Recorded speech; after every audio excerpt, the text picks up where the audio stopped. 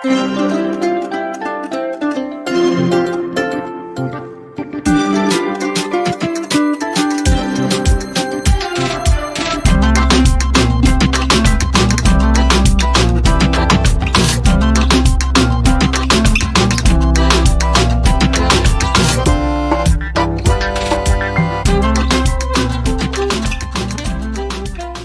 தின வாழ்த்துக்களை சொல்லி வசனத்துக்குள்ளாக கடந்து போகிறோம். சங்கீதங்களின் புஸ்தகம் 126வது சங்கீதம். சங்கீதம் 126 முழுவதுமாக வாசிக்கின்றோம். சீயோனின் சிறையிருப்பை கர்த்தர் திருப்பும்போது சொப்பனம் காண்கிறவர்கள் போல் இருந்தோம். அப்பொழுது நம்முடைய வாய் நகைப்பினாலும் நம்முடைய நாவு ஆனந்த சத்தத்தினாலும் நிறைந்திருந்தது. அப்பொழுது கர்த்தர் இவர்களுக்கு பெரிய காரியங்களை செய்தார் என்று புறஜாதிகளுக்குள்ளே சொல்லிக் கொண்டார்கள். கர்த்தர் நமக்கு பெரிய காரியங்களை செய்தார், இதன் நிமித்தம் நாம் மகிழ்ந்திருக்கிறோம். கர்த்தாவே, தெற்கத்தி வெள்ளங்களை திருப்புவது போல எங்கள் சிறையிருப்பை திருப்பும். கண்ணீரோடே விதைக்கிறவர்கள் கெம்பீரத்தோடே அறுப்பார்கள். அள்ளித்தூவும் விதையை சுமக்கிறவன் அழுது கொண்டு போகிறான், ஆனாலும் தான் அறுத்த அரிகளை சுமந்து கொண்டு கெம்பீரத்தோடே திரும்ப வருவான். ஒரு நிமிடம் கண்களை மூடி ஜெபிப்போம். எங்களை நேசிக்கின்ற எங்கள் பரமபிதாவே, அப்பா, இந்த இனிய நாளை கொடுத்த உம்முடைய மேலான கிருபைக்காக கொடான கொடி ஸ்தோத்திரங்களை ஏறெடுக்கிறோம் ராஜா. ஏசப்பா, நேற்று இருப்பவர்களை இன்று ஜீவனோடு காணவில்லை ஆண்டவரே. ஒவ்வொரு நாளும் எங்களை கண்ணின் கண்மணி போல பாதுகாத்து வந்தீங்களே, அதற்காக கூட நன்றி செலுத்துகிறோம் ஆண்டவரே. அப்பா, இன்று பேச போகின்ற ஒவ்வொரு வார்த்தைகளும் ஆண்டவரே, அப்பா, வந்திருக்கிற ஒவ்வொருவரும் ஆண்டவரே எவ்வளவோ பாரங்களோடு கஷ்டங்களோடு கண்ணீர்களோடு ஆண்டவரே உம்முடைய பாதத்திலே ஊற்றுவதற்காக வந்திருப்பாங்க ஆண்டவரே. அப்பா, அவர்கள் ஒருவரும் ஆண்டவரே வெறுமையாய் திரும்ப போகாதபடிக்கு ஆண்டவரே எசப்பா உம்முடைய வசனங்களை சுமந்து கொண்டு ஆண்டவரே, அப்பா, அந்த தரிகளை எசப்பா உம்முடைய வார்த்தைகளை சுமந்து கொண்டு போக ஆண்டவரே என் தேவன் கிருபை செய்யும்படியாக கூட எசப்பா இந்த ஜெபத்திற்குள்ளாக நாங்கள் கடக்கவிருக்கிறோம். ஆமேன். இன்று உங்களோடு கூட பகிர்ந்து கொள்ளும்படி தேவன் கொடுத்த வார்த்தை அறுவடையாளர்கள், அதாவது ஹார்வெஸ்டர்ஸ். ஒரு டாக்டருக்கு முன்னாடி டிஆர்னு போட்டுக்கிறாங்க, ஒரு பாஸ்டருக்கு முன்னாடி பிஆர்னு போட்டுக்கிறாங்க, ஒரு என்ஜினியர்ஸ்க்கு முன்னாடி இஆர்னு போட்டுக்கிறாங்க, ஒரு டீச்சர்ஸ்க்கு முன்னாடி டிஆர்னு போட்டுக்கிறாங்க. இன்று கடவுளோட வார்த்தையை கேட்க வந்திருக்கிற நம்ம ஒவ்வொருவரும் நம்ம என்னன்னு போட்டுக்க போகிறோம்னா பிஆர்னு போட்டுக்க போகிறோம், அதாவது ஹார்வெஸ்டர்ஸ். ஹச்ஆர்னு போட்டுக்க போகிறோம், ஹார்வெஸ்டர்ஸ். ஏன்னா ஆண்டவருடைய கையில் நம்ம எடுத்து ஒவ்வொருவரையும் ஒரு அறுவடையாளராக நம்ம மாற்ற போகிறார். அதாவது சங்கீதம் 126 நம்ம முழுவதுமாக வாசித்தோம். அந்த வசனத்தோட பின்னணி என்னன்னா, இஸ்ரவேலர் சிறையிருப்புக்கு போன போது, அதாவது யூத கோத்திரத்தார் சிறையிருப்புக்கு போய் 70 ஆண்டுகளாக பாபிலோன் சிறையிருப்பில் இருந்து வருகிறார்கள். இந்த சிறையிருப்பிலிருந்து நம்ம வருவோமா, திரும்ப மாட்டோமா, அல்லது சிறையிருப்பிலேயே நம்முடைய வாழ்க்கை முழுவதும் முடிந்து போய் கொண்டிருக்கிறோமா என்று ஒவ்வொரு நாளும் அவர்கள் கண்ணீரோடு கூட செபித்து கொண்டிருக்கிறார்கள். அப்பொழுது தான் இயேசு ஆண்டவராகிய கடவுள் திடீரென்று ஆண்டவர் ஒரு நாள் கோரேஸ் என்னும் ஒரு அரசரை அந்த ராஜ்யத்துக்கு எழுப்புறார். அவர் ராஜ்ய பாரத்துக்கு வந்த முதலாம் ஆண்டே நம்மளுடைய இஸ்ரவேல் ஜனங்கள் எல்லாத்தையுமே விடுதலை பண்ண சொல்லுகிறார். அந்த சூழ்நிலையில் பாடப்பட்ட சங்கீதம் தான் இந்த ஆரோகண சங்கீதம், சங்கீதம் 126. அப்போ ஒவ்வொரு அந்த இஸ்ரவேல் ஜனங்கள் எருசலேமுக்கு போகும்போது அந்த சந்தோஷத்தை கொண்டாடுறதுக்காக ஒவ்வொரு முறையும் அதை பாடிக்கொண்டே போவார்களாமா. ஒவ்வொரு வருடமும் அவங்க எருசலேமுக்கு போகிறப்ப அதை பாடிக்கொண்டே போகிறாங்களாம். ஏன்னா 70, நம்ம ஒரு வருடம் 2 வருடம் இல்லை, 70 ஆண்டுகளாக சிறையிருப்பில் இருந்தோம்னா அவங்க எவ்வளோ கஷ்டப்பட்டிருப்பாங்க. அவங்க சொல்கிற ஒவ்வொரு காரியத்தையும் அவங்க கண்டிப்பாக செஞ்சுருக்கணும், அடிமைத்தனத்தில் இருந்திருக்கணும், அவங்க கொடுக்குற சாப்பாட்டை தான் சாப்பிட்ருக்கணும், அவங்க என்ன சொல்கிறாங்களோ அதை மட்டும்தான் அவங்க செஞ்சுருக்கணும். அந்த சூழ்நிலையில் ஒரு விடுதலை அவங்களுக்கு கிடச்சிருச்சு. அப்படின்றப்ப அவங்க ரொம்ப சந்தோஷப்படுறாங்க. அந்த சந்தோஷத்தில் அவங்க பாடுற இந்த சங்கீதம் தான் ஆரோகண சங்கீதம். இந்த சங்கீதம் இந்த ஒரு அதிகாரத்தில் மட்டும் இல்லை, சங்கீதம் 120 என்ன எழுதியிருக்கு? சங்கீதம் 120 தொடக்கத்தில் அந்த ஹெட்டிங்கில் என்ன போட்டிருக்காங்க? ஆரோகண சங்கீதம். 121 122, 123, 120 134வது சங்கீதம் வரைக்குமே ஆரோகண சங்கீதம். அதாவது கடவுளை துதிச்சு அவங்க பாடின பாட்டை தான் தாவீது ராஜா எழுதியிருக்காங்கன்னு அந்த இடத்துல நமக்கு சொல்லியிருக்காங்க. இந்த சங்கீதம் நமக்கு என்ன சொல்லுகிறது? அதாவது பெண்களாகிய நமக்கு இந்த சங்கீதம் என்ன சொல்லுகிறது? ஒவ்வொரு வார்த்தைக்கு முன்னாடி அவன் இருந்தால் நம்ம அவள்னு போட்டுக்க போகிறோம். அந்த கடைசி வசனம் என்ன சொல்கிறது? அள்ளித்தூவும் இதையை சுமைக்கிறவன்ற இடத்துல சுமைக்கிறவள் அப்படின்னு நம்ம போட போகிறோம். அள்ளித்தூவும் விதையை சுமக்கிறவள் அழுது கொண்டு போகிறாள், ஆனாலும் தான் அறுத்த அரிகளை சுமந்து கொண்டு கம்பீரத்தோடே திரும்ப வருவாள். அதாவது அள்ளி தூவும் விதையை சுமந்து கொண்டு போகிறவள் எப்படி போகிறாள்னா அழுது கொண்டு போகிறாள். பெண்களாகிய நாம் ஒவ்வொரு காரியங்களுக்கும் உடனே நமக்கு கிடைக்க போகிறதில்ல. ஒரு கல்யாணம் நடத்தணும் அப்படின்னாலும் அதுக்கு பல போராட்டங்கள் இருக்கும், பல பண தேவைகள் இருக்கும். ஒவ்வொரு தேவைகளையும் நம்ம எப்படி சந்திப்போம்? வந்து சிரிச்சுக்கிட்டே எனக்கு 1 லட்சம் தேவைப்படுது, எனக்கு 5 லட்சம் தேவைப்படுதுன்னு சிரிச்சுக்கிட்டேவா சொல்லுவோம்? இல்லை, ஒவ்வொரு நாளும் கண்ணீரோடே அப்பா என் பிள்ளைக்கு நான் கல்யாணம் வச்சுருக்கேன், என் பிள்ளைக்கு நான் இதை செலவு பண்ணணும், இந்த தேவைகளெல்லாம் சந்திச்சு கொடுங்கன்ட்டு நம்ம அழுது கொண்டே வருவோம்.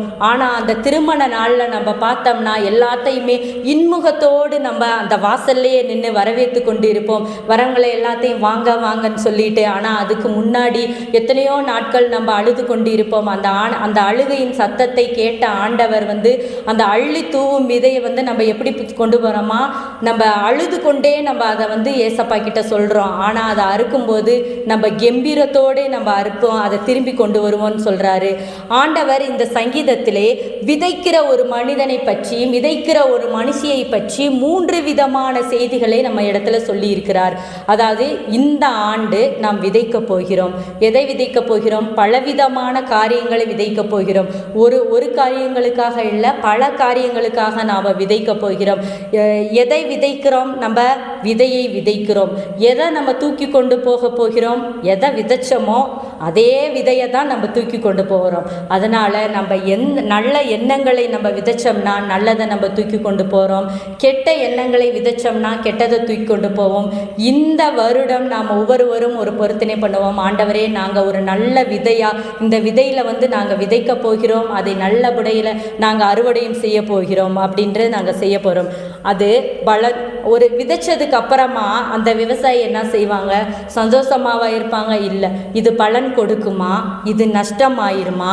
இந்த அள்ளித்தூவும் இதையை சுமந்து கொண்டு போகிறோமே, அந்த வசனம் சொல்லுகிறது, தான் அறுத்த அரிகளை எப்படி சொல்கிறாங்கன்னா கம்பீரத்தோடு திரும்ப வருவான். இது விளைச்சல் தருமா தராதா அப்படின்னு கண்ணீரோடு கூட இருக்கிறவங்க எப்படி வருவாங்களாம்? கம்பீரத்தோடு வருவாங்களாம். இந்த சபையை நம்ம இப்போ 94ஆம் ஆண்டு கொண்டாட போகிறோம். இந்த சபை 94 ஆண்டுகளுக்கு முன்பாக இந்த சபையில் ஒரு விதையை போட்டிருப்பாங்க.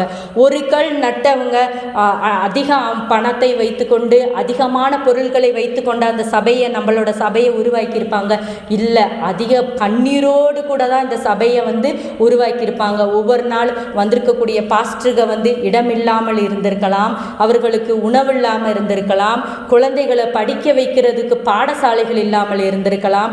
செல்வி அம்மா சொல்கிற போது அநேக காரியங்களை குறித்து சொன்னார்கள். இது எப்படி உருவாக்கப்பட்டது, எங்கிருந்து கொண்டு வரப்பட்டது அப்படின்னு சொன்னாங்க. அப்போ இந்த சபையை முதல்ல விதைச்சப்ப எப்படி விதைச்சிருப்பாங்க? கண்ணீரோடு விதைச்சிருப்பாங்க. ஆனால் இன்னைக்கு நம்ம சமாதானத்துக்காக இங்கே வந்து ஒவ்வொருத்தரும் நான் நிறைய பேர்த்த பார்த்துருக்கேன். நான் கூட வெள்ளிக்கிழமை வருவேன், ஞாயிற்றுக்கிழமை வருவேன், இடையில என்னைக்காவது எனக்கு மனபாரமாக இருந்தால் வருவேன். ஆனால் நம்மளோட சபைக்கு ரெகுலராக வந்து ஜெபம் பண்ணக்கூடியவங்களை நான் டெய்லி பார்த்துருக்கேன். டெய்லி வருவாங்க. எதுக்காக வருவாங்க இவங்க அப்படின்னு சொன்னால், ஒருவேளை அவைகள் தேவைகள் சந்திக்கப்பட்டு இருக்கலாம், அநேக காரியங்களுக்கு நன்றி சொல்லக்கூட அவங்க டெய்லி வரலாம், அல்லது மன அமைதி இந்த இடத்துல தான் இருக்குன்றதை தெரிஞ்சுக்கிட்டு டெய்லி அவங்க வரலாம். அதனால் கடவுள் வந்து அப்போ அந்த கண்ணீரோடு விதைச்ச விதையில் தான் இன்றைக்கி நம்ம ஒவ்வொருத்தரும் இன்றைக்கி நம்ம அந்த சீட்டில் நம்ம உட்காந்துருக்கோம். அவங்க பார்த்து செஞ்சது. கடவுளை ஆராதிக்க வர்றவங்களோட முட்டி வலிக்கக்கூடாதுன்றதுக்காக கூட அந்த நமக்கான பெஞ்சை வந்து அவங்க ஆயத்தப்படுத்தியிருக்காங்க. முட்டிக்கால் போடுறப்ப கூட அதில் ஒரு பெட்டு மாதிரி இருந்து போட்டு ஆயத்தப்படுத்தியிருக்காங்க. அதனால் அவங்களோட விதையை இன்றைக்கி நம்ம வந்து அறுவடை பண்ணியிருக்கோம். அப்போ விதைக்கிறவனுக்கு என்ன உண்டு? பலன் உண்டு. விதைக்கிற ஒரு பெண்ணுக்கு என்ன உண்டு? பலன் உண்டு. கண்ணீரோடு விதைக்கிற ஒரு பெண்ணுக்கு பலன் உண்டு. அன்று அன்னாள் கண்ணீரோடு விதைத்தால் அந்த விதைக்கான பலன் வந்து அன்னாள் கையிலே கிடைச்சது. இன்று நாம் ஒவ்வொருவரும் நம்ம கண்ணீரோடு கூட ஏன் பெண்களுக்கு தான் அதிகமாக கண்ணீர் வேணும். ஏன்னா ஆண்கள் வந்து எதையுமே அதிகமாக வெளிப்படையாக காட்டிக்க மாட்டாங்க. பெண்களுக்கு உடனே ஒரு கோபமாக இருக்கட்டும், ஒரு சந்தோஷமாக இருக்கட்டும், ஒரு துக்கமாக இருக்கட்டும், என்னன்னாலும் பெண்களுக்கு தான் முதல்ல கண்ணீர் வரும். இப்போ நம்ம இந்த அறுவடை 3 அறுவடை இருக்குன்னு சொல்லியிருக்கேன்ல, அந்த 3 அறுவடையில் முதலாவது அறுவடை வந்து பர்சனல் ஹார்வெஸ்ட், அதாவது தனிப்பட்ட அறுவடை. என்னன்னா அள்ளித்தூவும் விதையை சுமக்கிறவன் பக்கத்தில் நம்ம சுமக்கிறவள்னு போட போகிறோம். நாம் ஆண்டவருடைய சமூகத்தில் வரும்போது எவ்வளவோ சுமைகளோடு வருகிறோம். நம்மளுடைய ஜபத்திற்கு பதில் வந்ததா? நம்முடைய அதாவது ஜபத்திற்கு பதில் வந்ததா அப்படின்றப்ப இன்றைக்கி நம்ம ஒரு ஜபத்தோடு வந்திருப்போம். இன்றைக்குள்ள ஜபத்துக்கு உடனே பதில் வந்ததா அப்படின்றது நமக்கு தெரியாது. ஆனால் கடவுள் செய்த ஒவ்வொரு நன்மைகளையும் நாம் நினச்சிப்பா திருப்பி நம்ம பார்க்கும்போது தான், நம்ம ஒவ்வொரு நாளும் அந்த பாதைகளை பார்க்கும்போது தான் நமக்கு நம்ம கண்ணீரோடு விதைச்சதுக்கு பலன் இருக்கான்றது தெரியும். இன்று என்னோட குடும்பத்தில் கூட 2 உயிருள்ள சாட்சிகள் இருக்குது. ஏற்கனவே நான் அந்த சாட்சிகளை சொல்லிட்டேன். ஒன்று அப்பா, இன்னொன்று என்னோட பொண்ணு. 2 பேருக்குமாவே நான் கண்ணீரோடு விதைச்சேன். அதற்கான பலன் இன்று உயிருள்ள சாட்சியாக உங்கள் முன்னாடி இதே சபையில் உட்கார்ந்துருக்கிறாங்க. அதனால் நம்ம கண்ணீரோடு விதைக்கிற ஒவ்வொருவருக்கும், விதைக்கிற பெண்களுக்கும் அதற்கான பலன் உண்டு. நம்மளை ஆண்டவர் செய்த நன்மைகளை நம்ம நினச்சி பார்க்கணும். நம்ம ஒருவேளை டைரி எழுதுகிற பழக்கங்கள் கூட இருக்கலாம். நம்ம ஒவ்வொரு நாளைக்கும் வரவு செலவு கணக்குகளை எழுதலாம். அல்லது நம்ம என்ன ப்ராஜெக்ட் எடுத்திருக்கோம், அதை எவ்வளவு நாளுக்குள்ளே முடிக்கிறோம் அப்படின்றத கூட நம்ம எழுதலாம். அன்னன்னைக்குள்ளே என்ன இந்த கஷ்டம் இருந்துச்சு, இந்த தேவை இருந்துச்சு, இதுக்காக நாங்கள் ஜெபம் பண்ணோம் அப்படின்ட்டு எழுதலாம். அதே போல் நம்மளுடைய கடவுள் செய்த ஒவ்வொரு நன்மைக்கும் ஒரு டைரி போட்டு பாருங்களேன். திருப்பி நம்ம அந்த வருடத்தோட பார்த்தோம்னா 100 இலையில் கூட நம்ம உயிர் தப்பின ஒரு சம்பவம் நமக்கு நடந்திருக்கும். அப்போ நம்ம வருஷ முடிவில் வந்து நம்ம ஆண்டவரே எனக்கு அது வேணும் இது வேணும்னு கேட்க மாட்டோம். நன்றி சொல்கிறதுக்கு மட்டும்தான் நமக்கு வார்த்தை இருந்திருக்கும். ஏன்னா அவ்வளவு நன்மைகளால் நம்மளுடைய தேவன் நம்மளை நிறைச்சிருப்பார். ஏதாவது ஒரு அற்புதம் செஞ்சிருப்பார். அதுதான் பர்சனல் ஹார்வெஸ்ட். ஆண்டவர் நம்ம ஒவ்வொருவர்கிட்டையும் ஒரு அறுவடையை வந்து எதிர்பார்க்கிறார். அதாவது என்ன அறுவடை அப்படின்னா, ஓசியாவின் புஸ்தகம் 2வது அதிகாரம் 23வது வசனம். ஓசியாவின் புஸ்தகம் 2வது அதிகாரம் 23வது வசனம். நான் அவளை எனக்கென்று பூமியிலே விதைத்து, நல்லா நோட் பண்ணிக்கங்க, நான் அவளை எனக்கென்று பூமியிலே விதைத்து இரக்கம் பெறாதிருந்தவளுக்கு இறங்குவேன். என் ஜனம் இல்லாதவர்களை நோக்கி நீ என் ஜனம் என்று சொல்லுவேன், அவர்கள் என் தேவனே என்பார்கள். அதாவது நான் அவளை என் பூமியிலே விதைக்கிறாராம். அதாவது ஆண்டவராகிய கடவுள் நம்ம ஒவ்வொருவரையும் இந்த பூமியில் நம்மளை விதைச்சிடுறாரு. அப்போ விதைச்சிட்டு இரக்கம் பெறாதிருந்தவளுக்கு, ஏதாவது ஒரு காரியங்களுக்காக இரக்கம் பெறாதிருந்தால் அவளுக்கு என்ன செய்வாராம்? இறங்குவாராம். என் ஜனம் அல்லாதவர்களே, அதாவது நாம் மட்டும் இல்லை, நம்ம இயேசு கிறிஸ்துவை பற்றி அறியாத ஜனங்கள் இருந்தாலும் அவங்களுக்காகவும் நம்மளுடைய தேவன் வந்து ரத்தம் சிந்தியிருக்காரு. அந்த தேவன் வந்து அவங்களுக்காகவும் இறங்குவேன்னு சொல்லியிருக்காரு.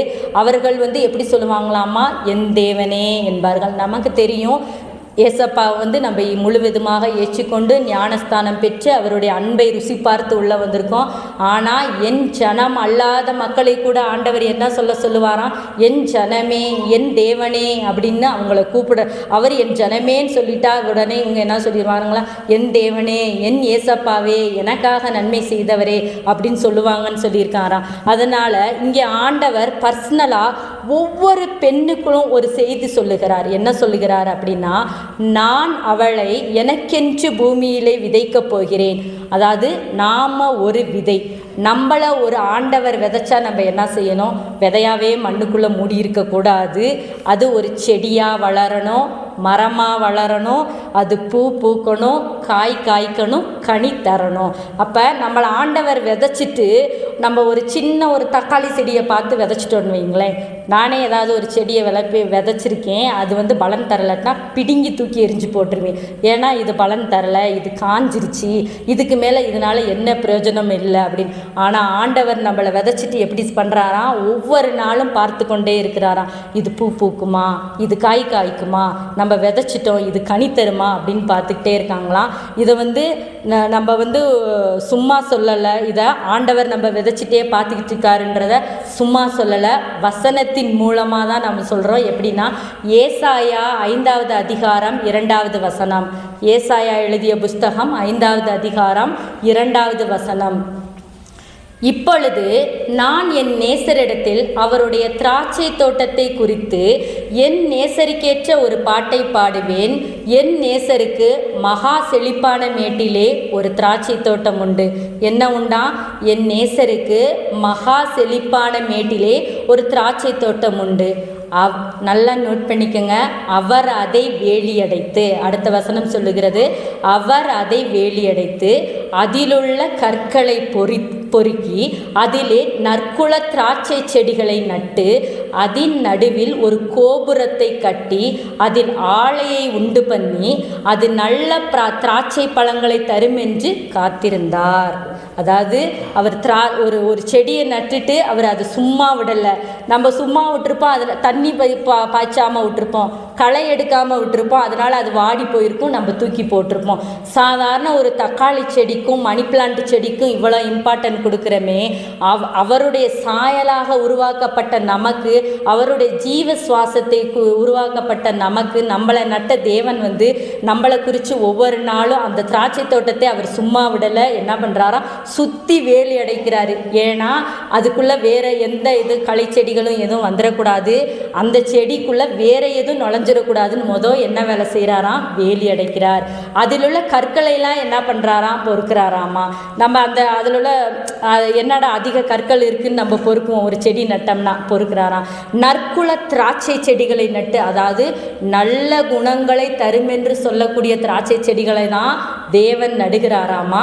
அது ஒரு கோபுரத்தை கட்டி அதில் ஆலைகளையும் உண்டு பண்ணி அது நல்ல திராட்சை பழங்களை தரும் என்று என்ன பண்ணுறாராம், ஆண்டவராகிய இயேசு கிறிஸ்து காத்திருக்கிறாராம். ஆனால் அதுக்கு கடைசி வசனம் என்ன சொல்லுகிறான், அதுவோ கசப்பான பழங்களை தந்தது. இவ்வளவு நம்மளை செதுக்கின ஆண்டவர் ஒவ்வொரு நாளும் அது செடியாக வளரணும், அது காய்க்கணும், பூ பூக்கணும், கனி தரணும்னு காத்துக்கிட்டு இருக்காரு. ஆனால் நம்ம என்ன செய்கிறோம், நம்ம இனிப்பான பழங்களை தரமா கசப்பான பழங்களை தரமா அப்படின்றது நம்ம கீழே தான் இருக்குது. ஆண்டவர் வந்து எல்லா வேலையும் செஞ்சுட்டாரு, நம்மளை உருவாக்கிட்டார், நமக்கு படைச்சிட்டாரு, கண்ணு காது வாய் மூக்கு கை கால் எல்லா சுகபலத்தோடு நம்ம படைச்சிட்டாரு. ஆனால் பலன் தர்றது நம்ம இனிப்பான பலனை தரப்போகிறோமா கசப்பான பலனை தரப்போகிறோமான்றது அது நம்ம கையில் தான் இருக்குது. அதாவது அவருடைய அன்பை அறிந்திருந்தோம்னா நம்ம அவரை விட்டு போக மாட்டோம். இயேசு நம்மளை விதைச்ச உடனேமே நம்ம இவளை நம்ம விதைச்சிட்டோம், இவளுக்கு நிறைய திறமைகளை கொடுத்துட்டோம், இவரை இன்ஜினியர் ஆக்கிட்டோம், இவளை டாக்டர் ஆக்கிட்டோம், இவங்களை பாஸ்டர் ஆக்கிட்டோம். அப்போ இவங்கள்ட்ட இருந்து நமக்கு ஒரு பெரிய பணம் வரும், அதை வச்சு இந்த சர்ச்சை டெவலப்மெண்ட் பண்ணிக்கலாம், அல்லது வேறு ஏதாவது செஞ்சுக்கலாம், சர்ச்சை சுற்றி நம்ம ஒரு வேலி அடைச்சிக்கலாம் அப்படின்னு ஆண்டவர் நினச்சிட்டாரு. நம்மளை விதைச்ச ஆண்டவர் நம்ம கிட்ட எதிர்பார்க்கிற ஒரே கனி வந்து என்னன்னா, அன்பு என்ற ஒரு கனியை மட்டும்தான் ஆண்டவர் நம்ம கிட்ட எதிர்பார்க்கிறாரு. அதை நம்ம தரமா இல்லையான்றது வந்திருக்கிற ஒவ்வொருவரும், அது ஆண்களாக இருந்தாலும் சரி, பெண்களாக இருந்தாலும் சரி, குழந்தைகளாக இருந்தாலும் சரி, நம்ம ஒவ்வொருவரும் இதை சிந்திப்போம். அதனால தான் ஆண்டவர் வந்து பேசுகிற போது கூட சமாரிய பெண்ணுக்கிட்ட சொல்கிறாரு, உன்கிட்ட பேசுகிறவர் இன்னார் என்று அறிந்திருந்தார், நீ என்கிட்ட இந்த சாதாரண தண்ணியை ஜீவ தண்ணீரை தாரும் என்று என்கிட்ட கேட்டிருப்ப அப்படின்றது சொல்லியிருக்காரு. ஆனால் அந்த சமாரியா பெண்ணுக்கு தன்கிட்ட பேசுகிறவர் யாருன்னே தெரியல. அதனால தான் ஆண்டவரே இந்த தண்ணியை நீங்கள் குடிங்க அப்படின்ட்டு சொல்லி கொடுத்துருக்காங்க. அதான் ஆண்டவர் எபேசு சபைக்கு சொல்கிறப்ப சொல்லுகிறாரு, ஆதியிலே கொண்டிருந்த அன்பை விட்டுவிட்டாய் என்று உன் பேரில் எனக்கு ஒரு குறை உண்டு. அப்போ ஆண்டவர் வந்து நம்ம அந்த கசப்பான கனியை தர்றோம்ல, அது என்ன அப்படின்னா ஆதியில் கொண்டிருந்த அன்பை வந்து விட்டுவிட்டோம்னு தான் நம்ம ஆண்டவருக்கு குறை. இன்று நம்மளை ஆண்டவர் விதைச்சிருக்காரு, இன்று நம்ம போகிறப்ப வெறுமையாக போகக்கூடாது, ஆண்டவர்கிட்ட வேண்டிட்டு போக போகிறோம். என்ன அப்படின்னா, ஆண்டவரே நீங்கள் விதைச்சிருக்கீங்க, என்னைய நல்லதொரு மரமாக விதைச்சிருக்கீங்க, அந்த மரத்தில் நான் எந்த ஒரு கசப்பான கனியையும் தரக்கூடாது, போகும்போது நல்லதொரு கனின்ற உம்முடைய அன்பை நான் பெற்றி கொண்டவளாக நான் இந்த சபையை விட்டு வெளியே நான் போகணும் அப்படின்னு ஒரு பொருத்தனை பண்ணிட்டு தான் போக போகிறோம். அதனால தான் ஆண்டவர் நம்மளை தனிப்பட்ட முறையில் விதைச்சா நம்ம என்ன பண்ணணும், கனி கண்டிப்பாக கொடுத்தே ஆகணும். இரண்டாவதான உள்ள ஒரு அறுவடை என்னன்னு பார்த்தோம்னா ஃபேமிலி ஹார்வெஸ்டர்ஸ். முதலாவது பார்த்தது ஒரு பர்சனல் ஹார்வெஸ்டர்ஸ், இரண்டாவது பார்க்க போகிறது குடும்ப அறுவடை. குடும்பத்துக்கான அறுவடை அப்படின்றப்ப அப்போஸ்தலர் நடவடிக்கைகள் 16வது அதிகாரம் 31வது வசனம் சொல்லுகிறது.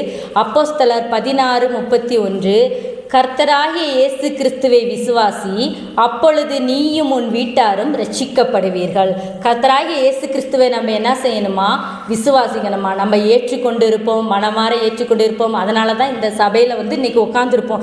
யாருமே ஆண்டவராகிய இயேசு கிறிஸ்துவை ஏற்றுக்கொள்ளாமல் இந்த இடத்துல ஆண்டவருடைய அன்பை நான் ருசி பார்க்கணுன்ட்டு இந்த இடத்துல உட்காந்துருக்க மாட்டோம். கண்டிப்பாக நம்ம ஏற்றுக்கொண்டு இருப்போம். ஆனால் அவர் என்ன சொல்கிறாராம், உன்னுடைய ஃபேமிலியையும் நீ அறுவடை பண்ணணும்னா நீ என்ன பண்ணணும்னா கர்த்தராகிய இயேசு கிறிஸ்துவை விசுவாசி, அப்பொழுது நீயும் உன் வீட்டாரும் ரட்சிக்கப்படுவீங்க.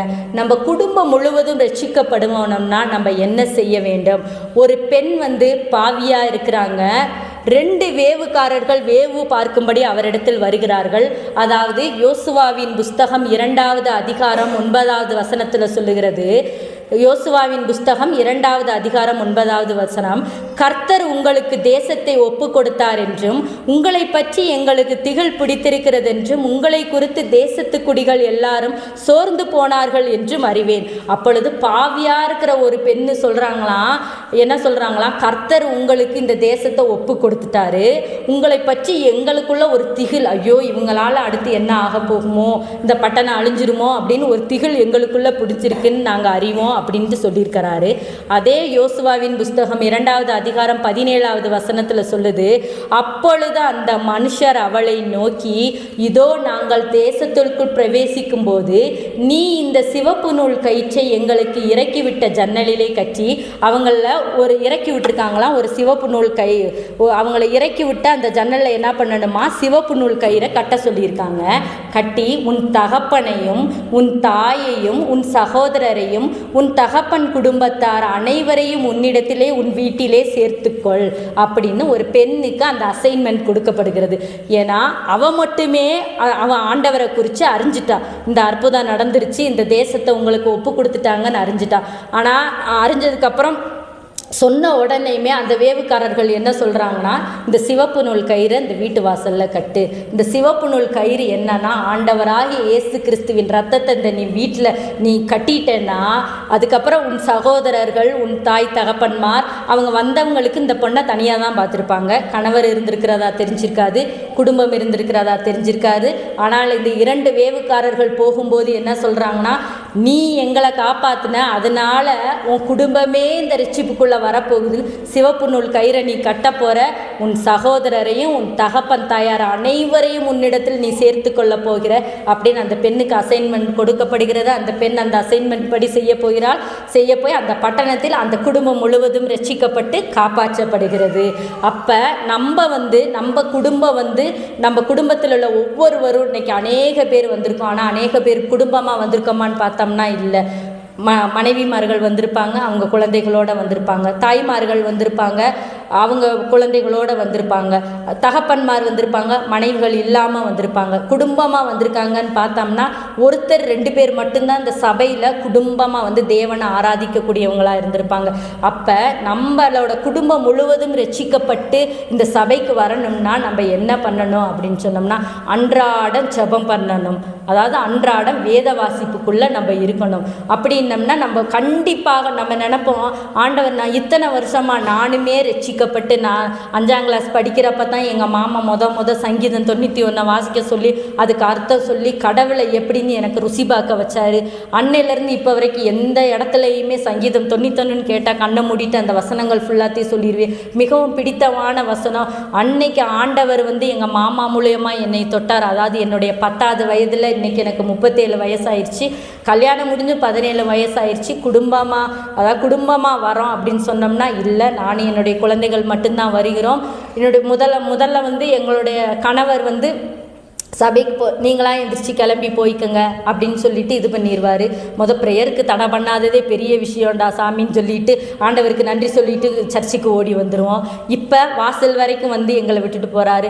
கடவுள் ஒரு நாள் என் தேவன் என் கணவரையும் தொடுவார், அவரும் இதே சபைக்குள் வந்து உட்கார்ந்து ஒரு சாட்சியுள்ள மகனாய் வாழ்வார். அதாவது நம்ம தேவனை விசுவசிச்சோம்னா நம்மளுக்கு எல்லாமே நடக்கும். இன்று தனியாக வந்திருக்கிற ஒவ்வொருவரும் நம்ம தேவனிடத்தில் கேட்போம், ஆண்டவரே அடுத்து நான் வர்றப்போ குடும்பமாக வரணும் நம்ம கேட்டுக்கிட்டே இருப்போம். ஒரு பையன் 10ஆம் கிளாஸில் ஃபெயில் ஆகிட்டான்னு வைங்களேன், முதல் வருஷம் ஃபெயில் ஆகிட்டான். அதே பாடத்தை அவன் திரும்ப படிக்கிறப்ப 2வது வருஷமும் ஃபெயில் ஆகலாம், 3வது வருஷமும் ஃபெயில் ஆகலாம். ஆனால் ஒரு 5 வருடம் அதே 10th பாடத்தை எழுதுகிறப்ப அந்த குழந்தைக்கு அது வந்து முழுவதுமாகவே எப்படி இருக்கும்னா நல்ல மகப்பாக இருக்கும். அப்போ அந்த பையன் எப்படி 5வது வருஷம் அவன் எழுதுகிறப்ப கண்டிப்பாக ஃபெயில் ஆக மாட்டான். ஏன்னா அதை ஒரு தடவை ரீட் பண்ணினாச்சு இருப்பான். அதே போல் தான் நம்ம கடவுள்கிட்ட ஒவ்வொரு நாள் ஆண்டவரே என் குடும்பமாக வரணும், ஆண்டவரே நாங்கள் குடும்பமாக வந்து நானும் என் வீட்டாருமோ வென்றால் என்னாலுமே தேவனை தரிசிப்போம். நீங்கள் டெய்லி சொல்லி பாருங்கள், நீங்கள் குடும்பமாக வந்திருக்க மாட்டீங்க. ஆனாலும் ஜெபிக்கிற உங்களுக்கு என்றாவது வந்து கண்டிப்பாக தேவன் 70 ஆண்டுகளாக இருந்த இஸ்ரவேல் சிறையிருப்பை திருப்புறப்ப அவங்க எப்படி இருந்தாங்களா, சொப்பனம் காண்கிறவர்கள் போல் இருந்தார்கள். அதாவது கனவு கண்டுகிட்டே இருக்கிற மாதிரி இருந்தாங்களா. அதே போல் நம்மளுடைய ஆண்டவரும் நம்மளுடைய சிறையிருப்புகள், நம்மளுடைய போராட்டம், நம்மளுடைய கண்ணீர்களை திருப்பும்போது எப்படி இருப்போமா, நம்மளும் அதே போல் சொப்பனம், இது கனவா நனவா நம்மளே நம்ம கிள்ளி பார்த்துக்க வேண்டியதான். ஆமாம் இது கனவு இல்லை, இது நிஜம்தான் அப்படின்னு நம்மளே நம்மளுக்குள்ளே சொல்லிக்குவோம். 3வது வந்து நம்ம சொல்கிறாரு 1-to-1 ஹார்வெஸ்டர்ஸ். அதாவது ஒருத்தர் மற்றவங்க கிட்ட ஆண்டவரை பற்றி நம்ம எப்படி சொல்லணும் அப்படின்ற விதத்தை கடவுள் நமக்கு சொல்லுகிறார். சொன்னது பர்சனல் ஹார்வெஸ்டர்ஸ், 2வது ஃபேமிலி ஹார்வெஸ்டர்ஸ், 3வது சொல்கிறது 1-to-1 ஹார்வெஸ்டர்ஸ். ஒருத்தர் மற்றவங்க கிட்ட ஆண்டவரை பற்றி நம்ம எப்படி சொல்ல போகிறோம் அப்படின்னு தான். அதாவது சங்கீதம் 126:3 சொல்கிறோம், கர்த்தர் நமக்கு பெரிய காரியங்களை செய்தார், இதன் நிமித்தம் நாம் மகிழ்ந்திருக்கிறோம். கர்த்தாவே நீங்கள் எங்களுக்கு பெரிய காரியங்களை செஞ்சிட்டீங்க, அதனால் நாங்கள் மகிழ்ந்திருக்கிறோம் அப்படின்னு கடவுளை பற்றி 4 பேருக்காவது நம்ம சொல்லணும். டெய்லி நம்ம போகிறப்ப டைரெக்டாக நம்ம எந்திரிச்ச உடனேயுமே நம்ம வேலை செய்கிற ஸ்தலங்களுக்கு போகிறோமா? இல்லை, நடந்து போவோம், பஸ்ஸில் போவோம், ஊரில் இருக்கிறவங்க ஆட்டோவில் போவாங்க. பல பேரை பல விதமாக நம்ம சந்திச்சுட்டு போவோம். சந்திச்சுட்டு போனப்போ அவங்க முகங்களை பார்த்தாலே நமக்கு தெரிஞ்சிடும், இவங்க கஷ்டமாக இருக்காங்க, இவங்க வேதனையோடு இருக்காங்க, இவங்க துக்கத்தோடு இருக்காங்க அப்படின்ட்டு நான் அவங்கள பார்த்த உடனே சொல்லுவான், என்னம்மா எப்படி இருக்க, நல்லா இருக்கியா அப்படின்னு மட்டும் இது பண்ணிடக்கூடாது. அவங்கள்ட்டேருந்து நம்ம வந்து அவங்க என்ன சொல்கிறாங்க, அவங்க என்ன சொல்ல வராங்க அப்படின்ட்டு 1-to-1 அவங்க முகங்களை நம்ம பார்த்தோம்னாலே தெரிஞ்சிடும். அவங்க முக வாடுதலோடு இருந்தாங்கன்னு அப்படின்னு சொன்னால் ஏதாவது உங்கள் குடும்பத்துக்குள்ளே ஏதாவது பிரச்சனையா, போராட்டமா, நான் ஏதாவது உங்களுக்கு உங்ககிட்ட பேசணுமா, பேசணுமான்னு நம்ம இல்லை பேசட்டுமா அப்படின்னு கேட்டு அவங்களுக்குள்ள உள்ள மன கஷ்டங்களை நமக்கு சொன்னாங்கன்னு வைங்களேன், அதை நம்ம பகிர்ந்துக்கலாம். ஏதோ விதத்தில் நம்ம வேலை செய்கிற இடம், பஸ்ஸில் ஏதோ விதத்தில் நம்ம வந்து அவங்கள சந்திக்கும்போது முகத்திற்கு முகம் வந்து ஒரு கான்வர்சேஷன் வைக்கணும். அதாவது ஒரு ஆத்மாவை நம்ம பார்த்தோம்னா தரையை பார்த்தோ, கையை பார்த்தோ, காலை பார்த்தோ, நகையை பார்த்தோ, எங்கே பார்த்தும் பேசக்கூடாது. எதை பார்த்து பேசணும்னு சொல்லியிருக்காரு கடவுள்? முகமுகமாக பார்த்து தான் பேசணும்னு சொல்லியிருக்காரு. அப்போ அதுக்கு அப்படி நம்ம பேசினோம்னா அவங்களோட அன்பை, கடவுளோட அன்பை பற்றி நம்ம அவங்கக்கிட்ட சொல்ல முடியும். எல்லாருமே ஒவ்வொரு கஷ்டத்தோட, நான் இன்றைக்கி வந்திருக்கிற ஒவ்வொருவரும் எனக்கு எல்லாமே இருக்குது, காசு பணம் எல்லாம், வீடு வாசல் எல்லாம் நிறைவாக இருக்குது, நான் சந்தோஷத்துக்காக நன்றி சொல்ல வந்திருக்கோம் அப்படின்னு சொன்னோம்னா இல்லை. நம்மளுடைய பலவிதமான போராட்டம், எவ்வளவு தான் நம்மளுடைய தேவைகள் சந்திக்கப்பட்டாலும் அடுத்து ஒரு தேவைகளோடு தான் நம்ம கடவுள் இடத்துல வச்சுருப்போம். அந்த தேவைகள் சந்திக்கப்படணும் அப்படின்னு சொன்னால் நம்ம அவங்கள்ட்ட பேசுகிறப்ப முகமுகமாக பேசணும்னு சொல்லியிருக்காரு. அப்படித்தான் இயேசுவும் ஒரு பெண்ணிக்கிட்ட பேசியிருக்காரு. யோவான் எழுதிய சுவிசேஷம் 4வது அதிகாரம் 4:5. அவர் சமாரியா நாட்டின் வழியாய் போக வேண்டியதாய் இருந்தபடியால் யாக்கோபு தன் குமாரனாகிய யோசேப்பு கொடுத்த நிலத்துக்கு அருகே இருந்த சமாரியாவில் உள்ள சீகார் எனப்பட்ட ஊருக்கு வந்தார். அவர் எந்த நாட்டுக்கு போகணுமா? சமாரியாவுக்கு போகணுமா. ஆனால் எங்கே வந்திருக்காரு? சீகாருக்கு வந்திருக்காரு. ஏன் அவர் சீகாருக்கு வந்திருக்காருன்னா, ஒரு சமாரியா நாட்டு பெண்ணை பார்க்குறதுக்காக வந்திருக்காரு. அந்த பெண்ணை பார்த்ததுக்கப்புறமா அந்த யோவான் 4:10 என்ன சொல்லுது? இயேசு அவருக்கு பிரதியுத்தரமாக அப்படின்னுது. 11வது அதிகாரத்தில் என்ன சொல்லுது? அதற்கு அந்த ஸ்திரீ.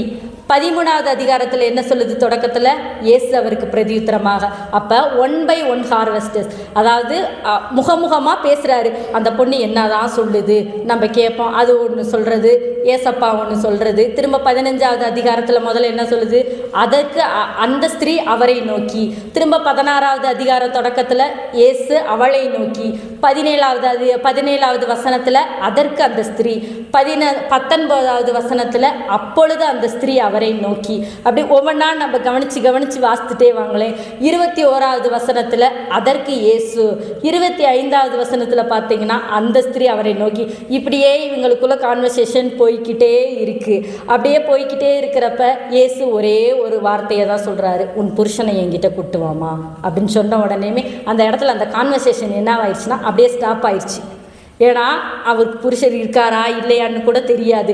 இவ்வளோ கான்வர்சேஷன் ஒவ்வொரு விஷயமா பேசிகிட்டு இருக்கிறப்ப புருஷரை கூட்டு வாமா அப்படின்ட்டு சொன்ன உடனேமே அந்த இடத்துல என்ன ஆயிடுச்சுன்னா அந்த கான்வர்சேஷன் வந்து ஸ்டாப் ஆயிடுச்சு. இந்த இடத்துல பேசி நிப்பாட்டினாதான் ஏன் அவர் சமாரியாவுக்கு போகணும் ஆனால் சீகாருக்கு வந்தார்னா இந்த ஒரு பெண்ணை ரசித்தா அந்த ஊரே வந்துடும்னு ஆண்டவராகிய இயேசு கிறிஸ்துவுக்கு தெரியும்.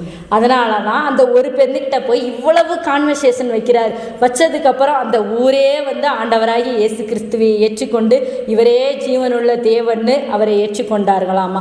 அந்த பொண் பேசுகிறப்ப அவன் ஏசப்பா கோபம் கொண்டாரா, இது என்னடா நம்ம அநேக அற்புதங்களை செஞ்சுருக்கோம், எவ்வளவோ செஞ்சுருக்கோம், இவ வந்து இவ்வளோ கான்வர்சேஷன் வந்து நமக்கு வச்சுருக்காங்க. ஏன்னா மத்தேயு, மார்க்கு, லூக்கா எல்லா சுவிசேஷத்துலேயும் அவ்வளோ அற்புதம் செஞ்சுருப்பார் ஆண்டவர்.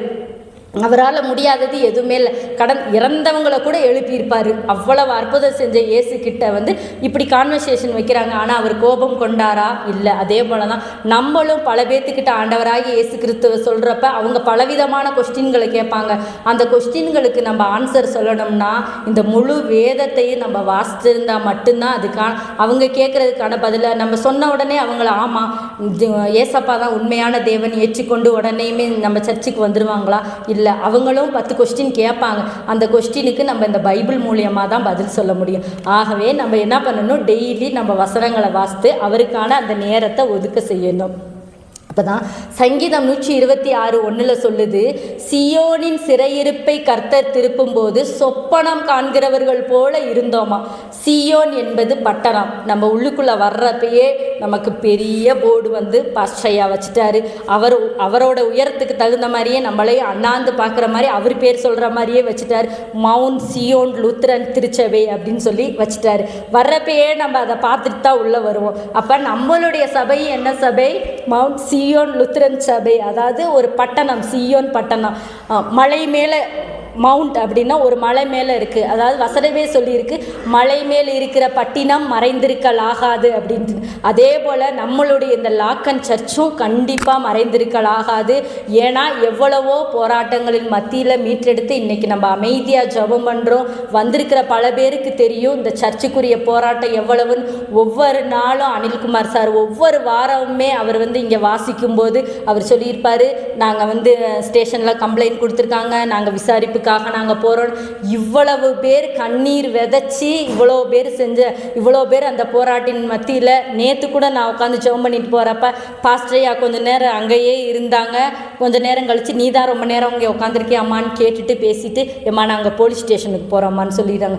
அப்போ நம்ம இன்னைக்கு சந்தோஷமாக வந்து இந்த இடத்துல ஜெபம் பண்ணிட்டு போகிறோம்னா அதுக்கு அவங்க இந்த சபையில் உள்ள பல பேரோட கண்ணீரும் வந்து இதுக்கு காரணம். அதனால் கண்ணீரோடு அவங்க விதைச்சதை தான் இன்றைக்கி நம்ம கம்பீரத்தோடு நம்ம அறுவடையாக இந்த இடத்துல உட்காந்து நம்மளுடைய ஒவ்வொரு போராட்டம் இருக்கா, நம்மளுடைய வாழ்க்கையில் போராட்டமா, நோயில் போராட்டமா, ஒவ்வொரு தேவைகளுக்கான போராட்டமா, ஒவ்வொரு போராட்டத்திலையும் வந்து ஆண்டவர் வந்து நம்மளோடு கூட இருந்து நம்மளை விடுதலை பண்ணுகிறார். அப்போ இந்த இதில் வந்து இந்த அறுவடையில் வந்து 5 விதமான அறுவடையை பண்ணி சொல்லி நான் ஜெபம் பண்ணி முடிக்க போகிறேன். அதாவது முதலாவது அறுவடை வந்து ஆண்டவருக்காக நேரத்தை ஒதுக்கணும். எவ்வளவோ நேரம் இருக்கும், நமக்கு குளிக்க நேரம் இருக்கும், சமைக்க நேரம் இருக்கும், வேலைக்கு போக நேரம் இருக்கும். எவ்வளவோ நேரம் இருந்தாலும் அந்த நேரத்தின் மத்தியில் ஆண்டவருக்கான நேரத்தை ஒதுக்கணும்னா தான் நம்மளுடைய தேவைகள் சந்திக்கப்படும். 2வது, உங்களுக்குன்னு சில தாளந்துகள் இருக்கும், அதை பயன்படுத்தணும். ஒரு சிலர் பாடலாம், ஆடலாம், ஒரு சிலர் பேசலாம். எல்லாராலையும் இந்த இடத்துல வந்து பேசிட முடியாது. மைக்கை பிடிச்சாலே பல பேருக்கு கை கால்லாம் நடுங்கும். ஆனால் பேசக்கூடிய திறமை இருக்கிறவங்க அந்த இடத்துல உட்காந்துருக்கக்கூடிய ஆண்டவருக்காக வார்த்தைகளை நான் பேசுவேன். ஏன் மூலியமாக ஒரு மரம் வச்சா ஒரே ஒரு கனிதான் தருமா? ஒரு மரத்தில் ஒரு மரம் நட்டு வச்சுருக்கோம். ஒரு பிளம்ஸ் மரத்தில் ஒரே ஒரு பிளம்ஸ் பழமாக தரும், இல்லை அநேக பிளம்ஸ் பழங்களை பறித்து நம்ம சாப்பிட்ருக்கோம். அதே போல் நம்மளை விதைச்சா நம்ம ஒரே கனியாக இருக்கக்கூடாது, அநேக கனியாக இருக்கணும்னு ஆண்டவர் சொல்லுகிறார். மூன்றாவதான காரியம், கண்ணீரோடு விதைக்கணுமாமா. கண்ணீரோடு நம்ம செய்கிற ஒவ்வொரு ஜபத்தைக்கும் கண்டிப்பாக ஆண்டவர் பலன் தருவார். உங்களுக்கு அநேக தேவைகள் இருக்கா, அநேக பொருத்தனைகள் இருக்கா, நீங்கள் கண்ணீரோடு ஜெபிச்சு பாருங்கள். அடுத்த ஆண்டவர் வந்து அதற்கான அறுவடையை நமக்கு கொடுத்திருப்பார். அதே இது எல்லாம் செய்கிற நாம வருமானத்தின் ஒரு பகுதியை என்ன செய்யணுமா? ஆண்டவருக்கு காணிக்கையாக, இவ்வளோ எனக்கு இது வேணும் ஆண்டவரே, எனக்கு அது வேணும் ஆண்டவரே நம்ம கேட்டுக்கிட்டே நம்ம கை வந்து கேட்குற கையாமல் இருக்கக்கூடாது. ஆண்டவர் சொல்லுகிறார், கொடுங்கள் அப்பொழுது உங்களுக்கு கொடுக்கப்படும் அப்படின்னு. அமிக்கி குலுக்கி சரிந்து விழும்படி அளவில்லாமல் தேவனுக்கு கொடுங்க. அதே போல் இந்த வருடம் நம்ம இங்கேருந்து வெளியில் போகிற நம்ம ஜெபிச்சுட்டு போகிறோம். நம்ம அமிக்கி குலுக்கி சரிந்து விழும்படி இந்த சபையை கட்டி எழுப்ப போகிறோம். அநேக ஆத்துமாக்கள் அறுவடை பண்ண போகிறோம். 50 பேர் இந்த இடத்துல வந்து இன்னும் 5 வருடமாக இருக்கலாம், 2 வருடமாக இருக்கலாம். நம்ம ஜெபிக்கிற முழங்கால் போட்டு ஜெபிக்கிற ஒவ்வொரு ஜபத்துக்கும் ஆண்டவர் வந்து அதை உட்கார்றதுக்கு சீட் இல்லாமல் குழந்தைகளுக்கு முன்னாடி விரித்து உட்காரக்கூடிய நிலைமை இன்னும் 5 வருடங்களுக்குள்ளாக நம்மளுடைய சபைக்கு நாம் ஜெபிக்கிற முழங்கால் படியிட்டு ஜெபிக்கிற ஜபத்துக்கு என் தேவன் இன்று பதில் தரப்போகிறார். அதே போல் கடைசியில் வசனத்தை விதைக்கணும். நம்ம சும்மா சொல்கிறது மட்டும் இல்லை, நம்ம ஒவ்வொருத்தரோட மனசுலையும் நம்ம பேசுகிறது நிலைக்கணும். அப்படின்னா நம்ம சும்மா நம்ம ஆண்டவர் அதை பண்ணார் இதை பண்ணார், ஒவ்வொரு வார்த்தைகளின் மூலமாக தான். இந்த பைபிளில் இந்த வார்த்தை இருக்குமா, இந்த பைபிளில் இந்த வார்த்தை இருக்குமா? பிசாசு ஆண்டவரை சோதிக்கிறப்ப வசனத்தினால் அன்றி வேறு எதுனாலையும் ஆண்டவர் பிசாசுக்கு பதில் கொடுக்கல. அதே போல் நம்மளுடைய ஜபத்துக்கையும் வந்து வசனத்தை வச்சே சாத்தான் ஒரு போராட்டத்தை கொடுக்குறானா, வசனத்தை வச்சே நம்ம ஜெபிக்கணும். ஒவ்வொரு வசனத்தை ஜெபிக்கணும். நாங்கள் நோயிற்றுக்கிறோமா, உடனே முழங்கால் படியிட்டு நம்ம ஜெபிக்கணும். கர்த்தாவே, பலவீனத்திலே உம்முடைய பலன் பூரணமாய் விளங்கும் அப்படின்னு அதே வசனத்தை சொல்லி ஜெபிங்க. அடுத்து நம்மளுடைய பலவீனங்கள்லாம் எடுத்துக்கொள்ளப்படும். தேவைகள் சந்திக்கப்படணுமா, முழங்கால் படியிட்டு நம்மளுடைய தேவைகளுக்காக ஜெபிப்போம். நம்மளுடைய தேவைகள் அனைத்தும் சந்திக்கப்படும். இன்று இந்த விதையை விதைச்சிருக்க நாம் இந்த 5 விதமான காரியங்களுக்காக ஜெபித்து முடித்து நம்ம ஜெபம் முடித்து நம்ம வெளியில் போகும்போது நம்ம வெறுமனே விதைச்ச விதைகளை மூடி வச்ச விதையாக இருக்கக்கூடாது. நிறைய கனி தரக்கூடிய ஒரு மரங்களாக நமக்குள்ள உள்ள தாளந்துகளை பயன்படுத்தக்கூடியதாக நம்ம இன்று இந்த கண்களை மூடி இந்த அறுவடைக்காக இன்று நாம் ஜெபிப்போம்.